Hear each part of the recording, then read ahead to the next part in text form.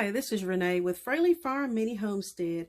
I want to talk to you guys today about egg turners for your incubators. Now, as you can see, I have two different size egg turners here. I have the one on the left, which is for quail, and the one here on the right, these are for chicken eggs and duck eggs.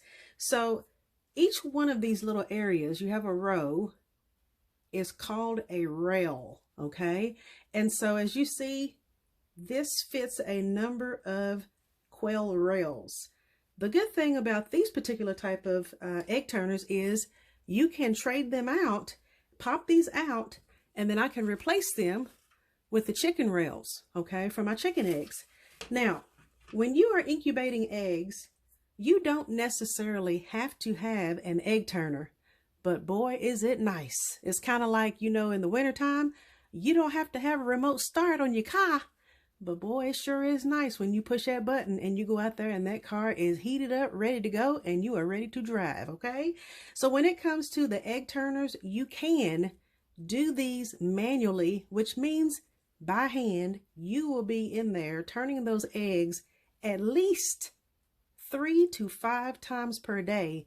And trust me when I say by hand, it's time consuming, okay?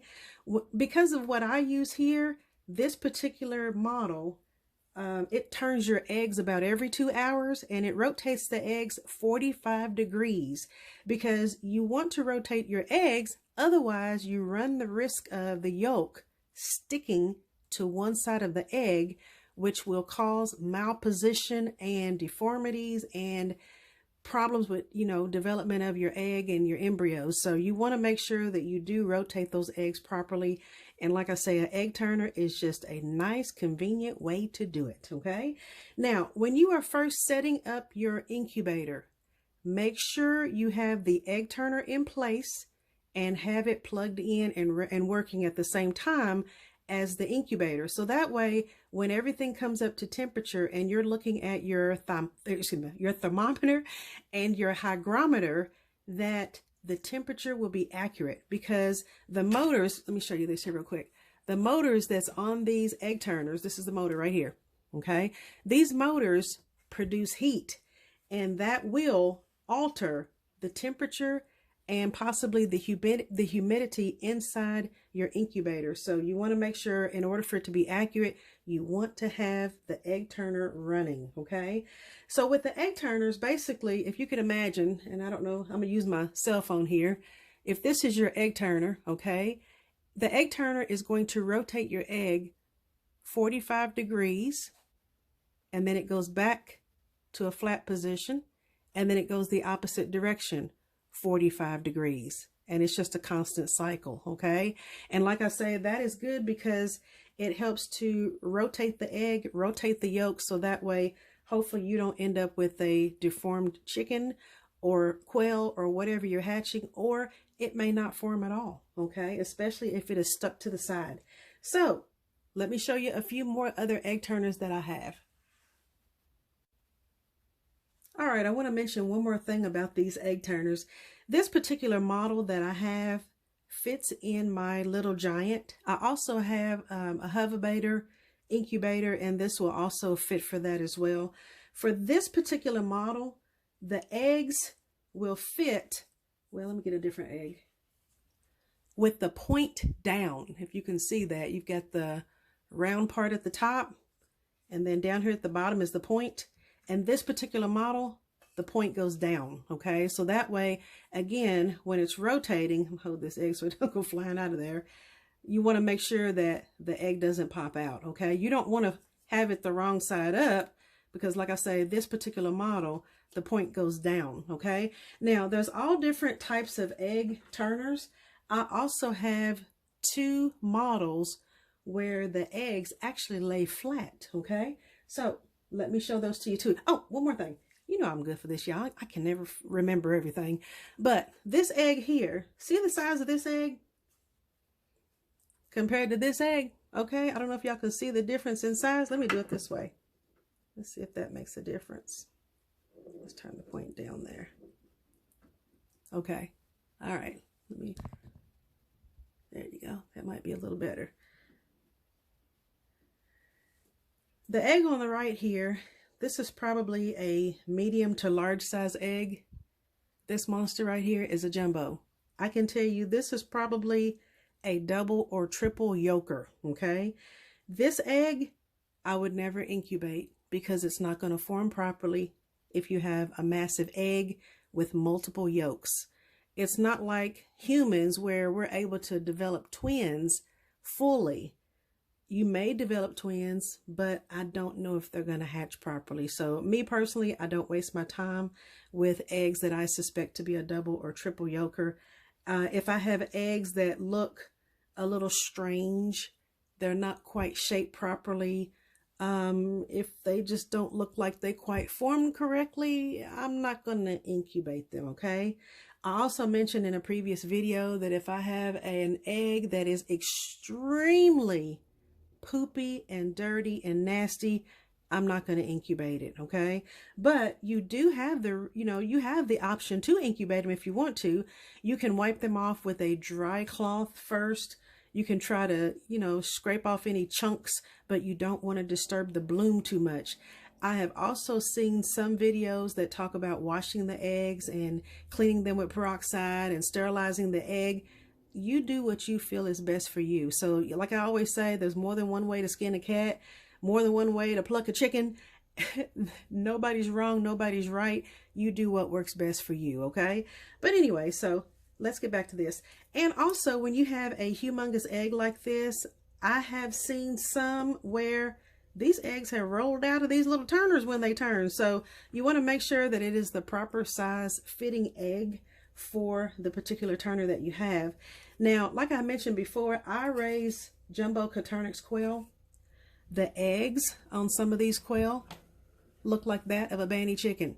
And I'm telling y'all, when I put them big old eggs in this egg turner, sometimes they either don't fit down in the holes well, or when they rotate, them bad boys will roll out. So you want to make sure that whatever egg turner that you use, you have the proper size egg. So that way you don't end up with a cracked egg. And trust me, a cracked egg inside your incubator will run you out your house. You will sell that house right there on the spot because it's going to stink, okay? And you take the risk of any bacteria that is released or any nastiness inside that incubator could potentially harm all of your chicks, okay? So that would be a very bad situation to occur. All right. I'm going to show you guys a picture here of one of my incubators with eggs inside it. One thing that I want you guys to pay attention is when you see the location of the motor. Okay, let me pull this down just a bit here. There we go. Okay, so where the motor is located, you want to avoid placing any eggs directly next to that motor, okay? So this is kind of an old school hover baiter. Like I say, that does not have the section missing where they don't want you to put the eggs. But on the other picture that I'm going to show you, you will see a space, a void here. So that way you can't place any eggs right next to the motor. The motor conducts quite a bit of heat, and it can alter the amount of humidity and the temperature of the eggs that are right next to it. So that's why you want to avoid just a small section close to that motor. You can use everywhere else you want to, but stay away from that. All right, check this picture out and you guys will see what I'm talking about. And after that, we're going to move on to my other egg turners.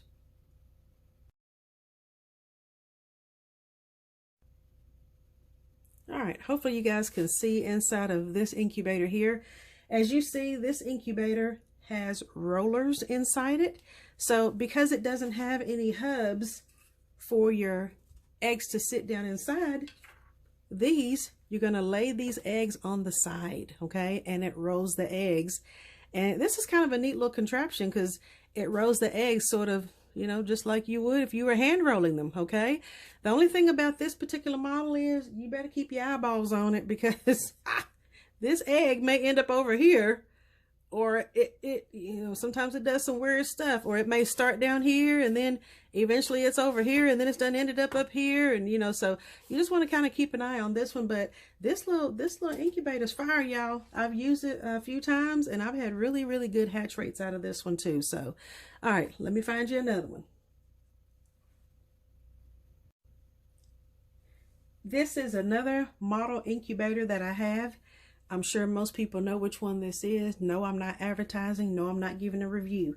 But I'm just showing you guys that with this one, you also, again, want to make sure that you have these eggs positioned according to manufacturer's recommendation.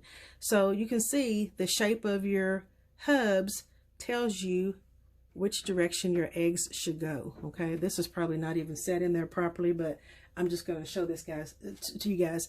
I also have some quail rails for this one that were made from a 3D printer. So that's kind of neat. And again, see the size of this egg? It ain't even going to fit in that bad boy, okay? So that's way too big for that slot. Let's see if it fits in this one. Barely.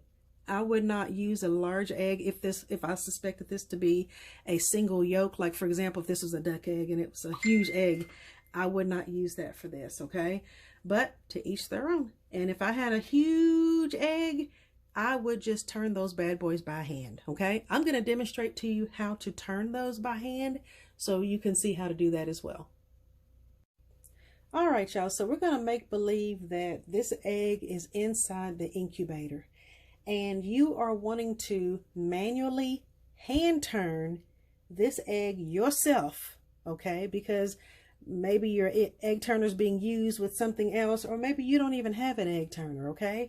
So what you're going to do is, again, you're going to have to turn this egg at least 3 to 4 or even 3 to 5 times per day. So you may want to set a schedule of, this is what time I'm going to do it, and this is the letter that I have put on my egg so I know which is which, okay?